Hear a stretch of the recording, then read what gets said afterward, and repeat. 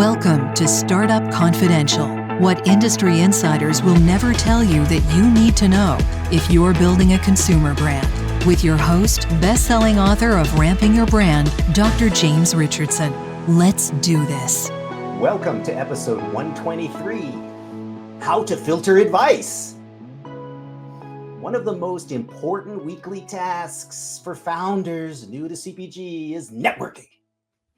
And yes, you better damn well be doing it every week or don't admit it to me if we meet.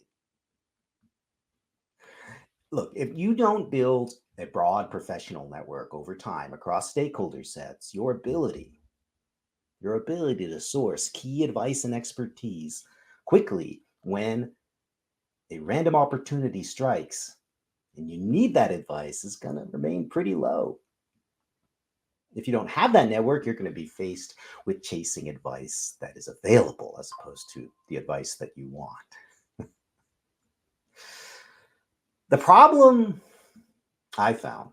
is not that there's a problem getting industry elders to toss out advice. The problem is that it's actually too easy to acquire crap advice from the well-intentioned, especially on the interwebs, with a LinkedIn post. I hope that what I'm about to say here will help founders learn to vet advice better and seek it out proactively, okay? Because that is, my preferred vision for you, that you develop a network and learn how to proactively seek it out. Not continually become an audience for unsolicited advice of any kind. Okay, how to filter advice. There are three important principles here. The first is there is the specter of decontextualized advice, which you must learn to sniff out. It's most likely to come from the older generations who are, most tempted socially and culturally, most likely to become patronizing advisors based on their vast experience in the industry. I mean, they often mean well. That's true. And I've talked to many of these folks, but really, I think they're just bored. A lot of them, they're just bored. And so that's why they're too easily available, right? Decontextualized advice is generally coming at you unsolicited. It also comes from investors who are grooming you. Let's be honest. Now, what am I talking about when I say decontextualized advice?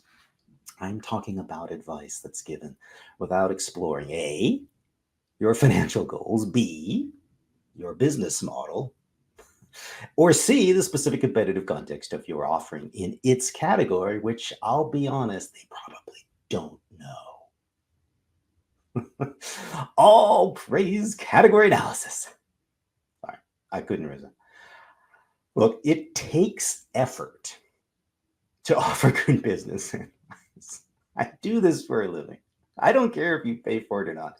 But even your free advisor has got to spend time soaking in details about you and your business, what you're trying to do, and what's going on in the category. Now, how many are willing to actually put in this kind of time? I mean, the time that, your average board member, serious board member, is putting in for their company, and do it for free on an ad hoc random basis for someone in their network. I mean, think about it. It's going to skew to the retired and bored. This is why quality advice through mere networking is actually pretty rare if you don't set up your process right.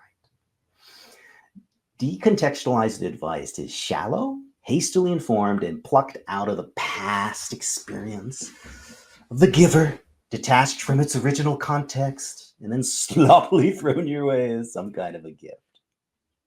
Right?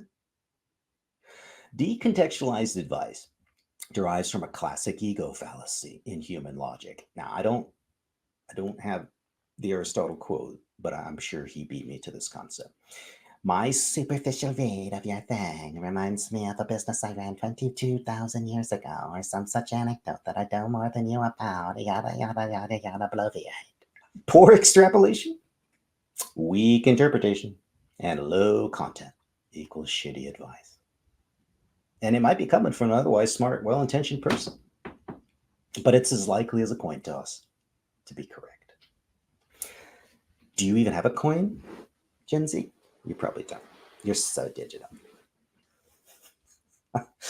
Unsolicited, thought-provoking questions are the only thing you should happily receive out of the blue, unsolicited, from someone who hasn't studied the context of your business.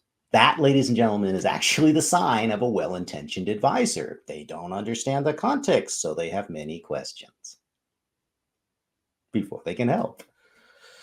If I were you, I would take note of unsolicited advice anyways, but just don't react to any of it unless you're getting the exact same comment across different stakeholder groups with conflicting business interests. So experienced entrepreneurs, older industry titans, agencies, consultants, and your random smelly older brother. So, okay, none of these people have the same relationship to your business. They have not the same attitude towards it or financial interest in it. So if they're all saying the same thing, yeah, you probably need to go and have a drink and then contemplate how you're going to react to this very widespread pan-stakeholder critique.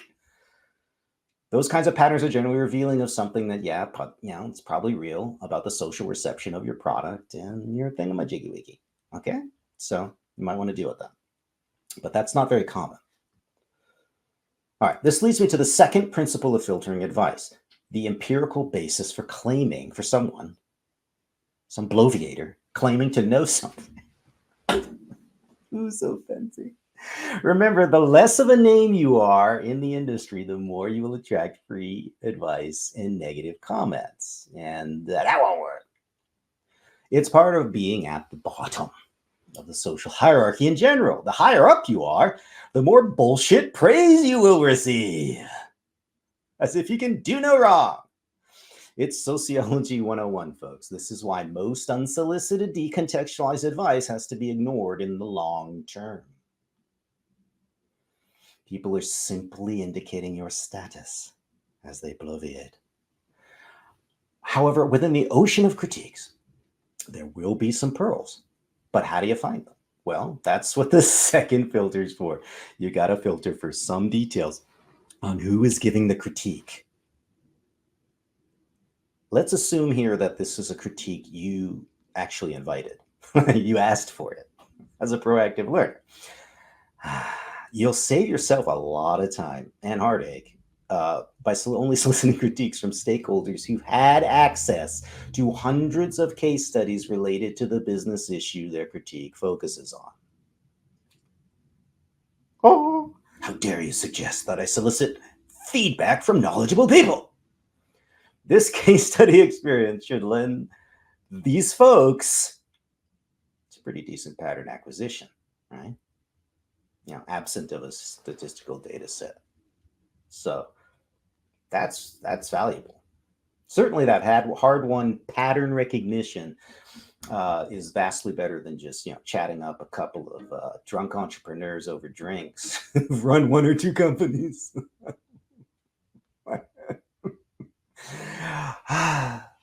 It's the false promise of most local startup networking groups. Why? Well, because, two cases, even from entrepreneurs who practically killed themselves to run those one or two companies, they don't yield pattern or patterned analysis. Just like 2 points in time does not constitute a trend F. No matter how much you stare at those 2 points and want to make a line appear, you just can't. You need at least 3 data points. Thirdly, and finally, the final filter that you need to use when you get unsolicited rando advice is that you have to ask yourself a simple question. Is the advice that I just received part of this person's core expertise or something tangential they've learned along the way? The osmosis knowledge. My favorite punching bag here are the numerous private equity deal hunters and finance brokers who always seem to show up at every single fucking in-person event. These are the folks who love to spout off over drinks about branding and marketing and pack design and yada, yada, yada, yada, yada, yada, yada, liquid death, yada, yada, yada, yada.